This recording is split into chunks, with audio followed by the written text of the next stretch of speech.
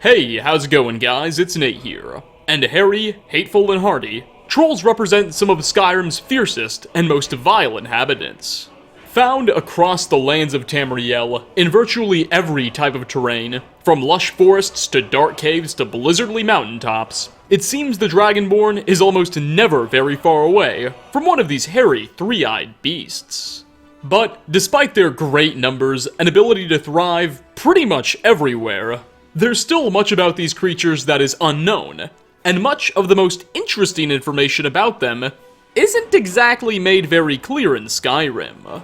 However, by investigating the right in-universe books, out-of-game texts, the events of past games, and some other creative means, we can discover quite a few things about Skyrim's biggest pest we never imagined possible. So today, we'll be diving right in to 5 things you probably didn't know about the trolls of the Elder Scrolls V Skyrim.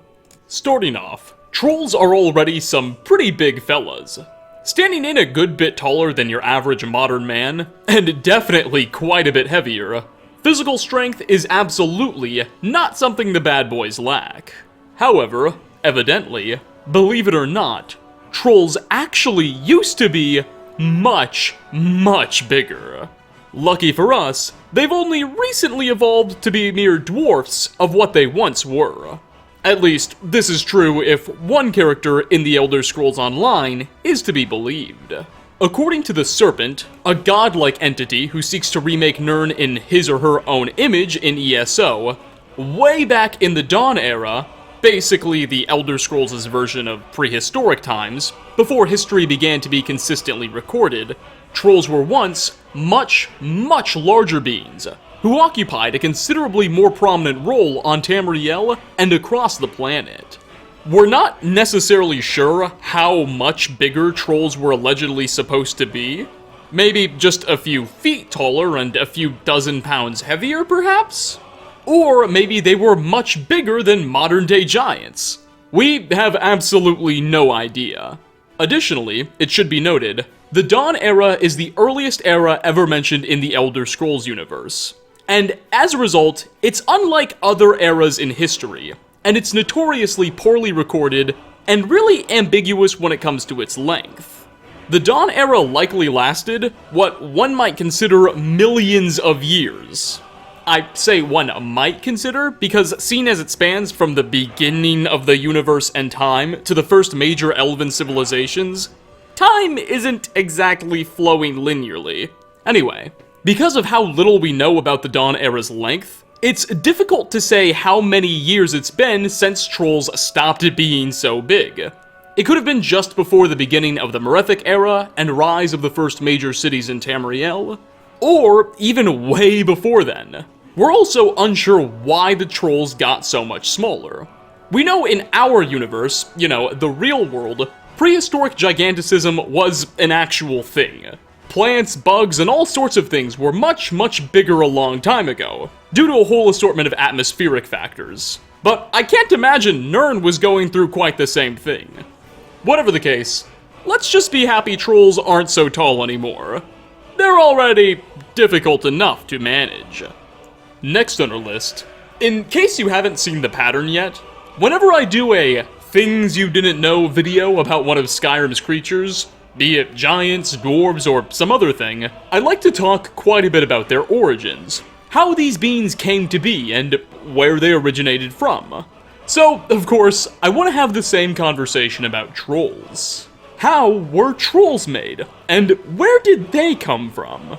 Well, believe it or not, as is kind of a trend, how these furry guys came into existence is a topic that the games provide us virtually zero information on.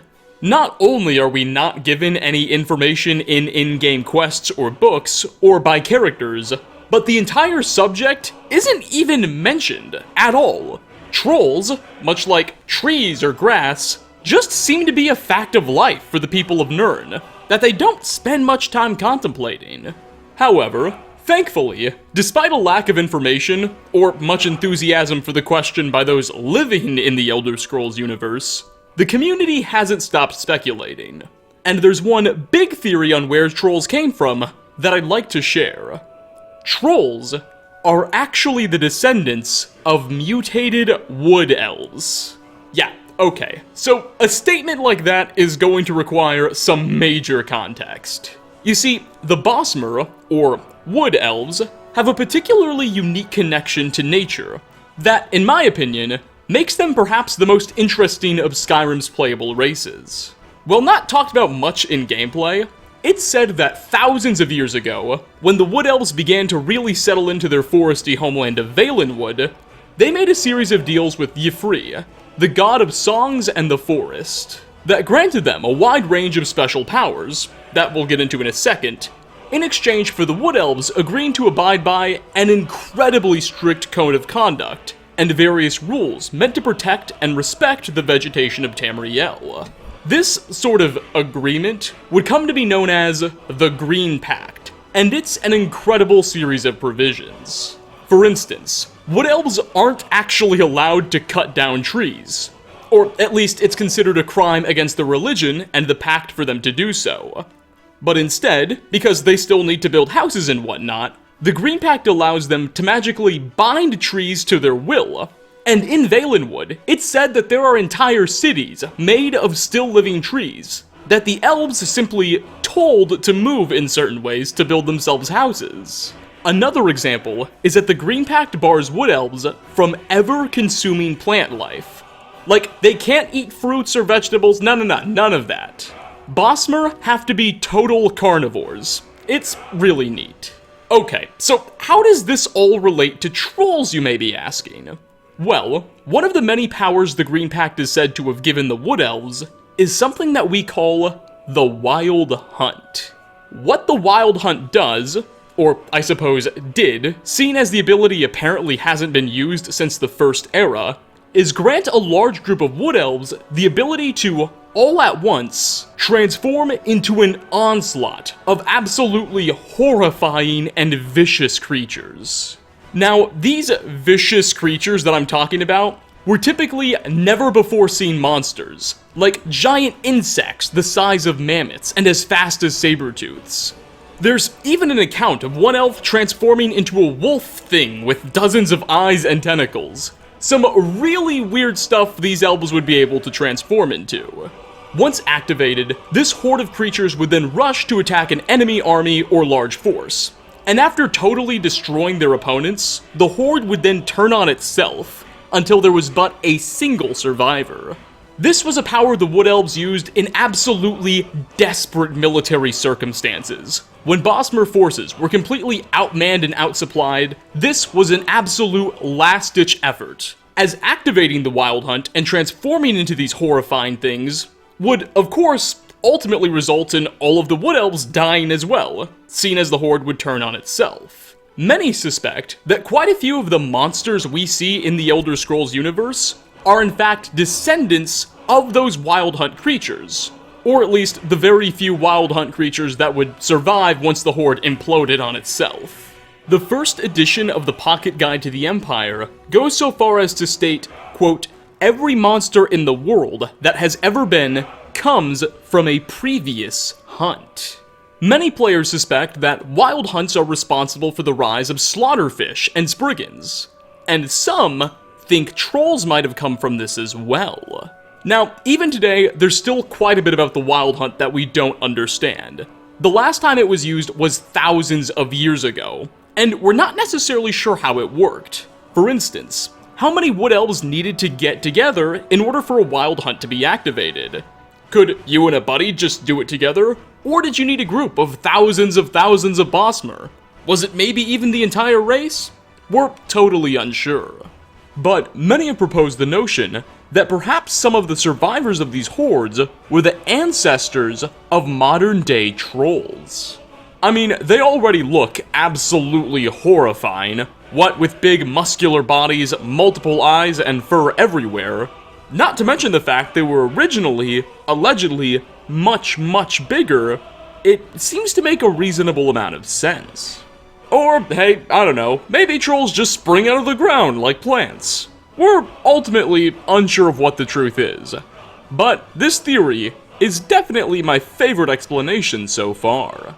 Coming in at number 3, Trolls probably aren't what you think of when you imagine the most intelligent beings on Tamriel, or in YouTube comments, but what if I were to tell you, at least some trolls seem to have the ability to learn how to speak, read, and write.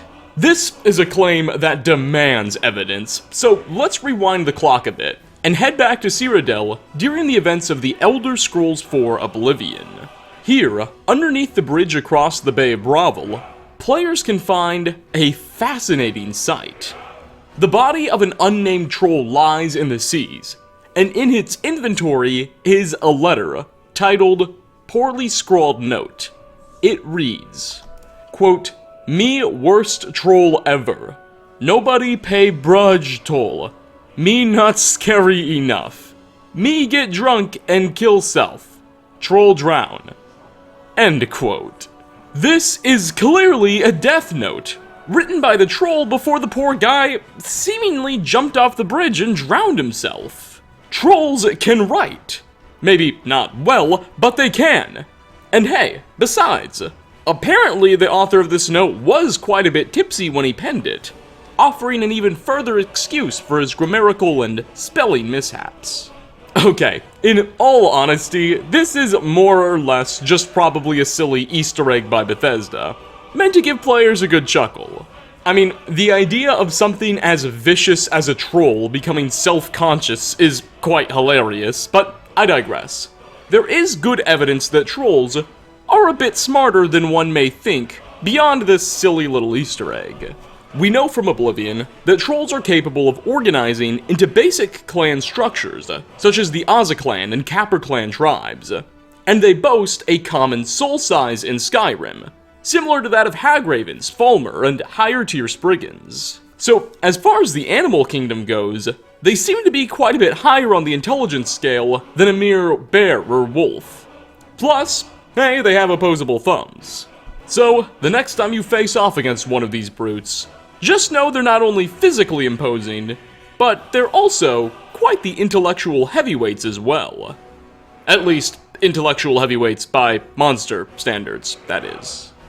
For fourth spot, we're revisiting the Elder Scrolls III Morrowind's Blood Moon DLC, which of course also took place on the ashy island of Solstheim, where I'd like to talk about what quite possibly may be one of the least understood creatures in the Elder Scrolls universe, that just might be related to the trolls we know today.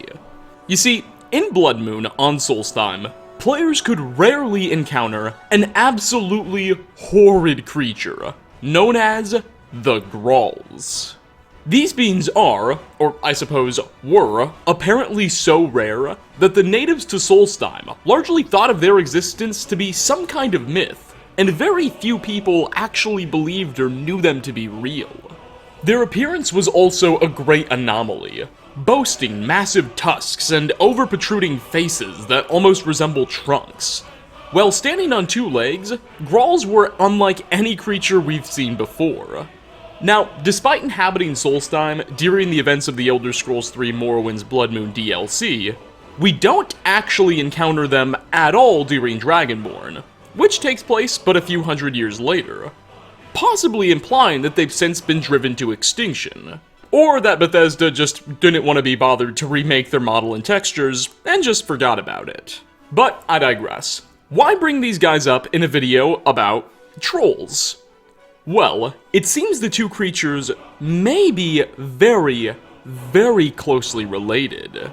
You see, in Morrowind, among the few Skaal that actually acknowledged the existence of Grolls, they believed them to be ice trolls, and the game's official game guide even refers to the beings as a type of troll. Furthermore, a look at the creatures in Morrowind's game files reveals that their actual in-editor ID is Ice Troll, implying that that's what Bethesda thought of them internally as well. Now, this suggestion that these creatures and the trolls we know from Skyrim are somehow biologically related does seem a little bit odd given the massive disparities within their appearances. However, in the Elder Scrolls Legends, the Elder Scrolls' official card game, the Groll card is actually flagged as a type of troll, and the picture used to represent the Groll looks considerably more troll-like than their Morrowind model suggests. So it would appear, despite some seemingly large visual discrepancies, Grolls and trolls are, to some degree, very closely related. This may also explain why there are no normal frost trolls on Solstheim. Maybe on this island, they evolved quite a bit differently. Oh well, at the end of the day, whatever Grolls are supposed to be, let's just be glad that they finally seem to be extinct. And finally, last on our list, the book Troll Slaying by an author who calls himself Finn is a, well, guide to troll slaying. It lays out an in-depth strategy to locating trolls, defeating them in combat, and how to sell the remains for a hefty profit. It includes some pretty helpful information and tips, like pointing out that trolls are particularly vulnerable to flame attacks, and suggests using a flame spell in combination with a shield to defeat them, which is actually a fairly effective strategy. Well, anyway, despite the substance of the content of this book, its existence seems to be a little bit of a reference/Easter egg by Bethesda to the Finnish heavy metal band Fintroll. You see, the author of this book's name is Finn, and it's a guide to troll slaying. You get the idea. There's actually quite a few references to Fintroll in Skyrim spread across the game, so I think we can safely assume that at least a couple people at Bethesda were pretty big fans, and this is just another nod to one of their favorite musical groups. And with that, we are going to wrap up 5 things they never told you about the trolls of the Elder Scrolls V Skyrim. Thanks so much for stopping by, everybody. Which of these troll-related details or Easter eggs did you find to be the most fascinating? And what interesting Elder Scrolls or even Fallout facts did you know of that I've yet to cover? Leave a comment down below. Again, thanks for watching, and I hope to catch you all in my next video. Peace out, everyone.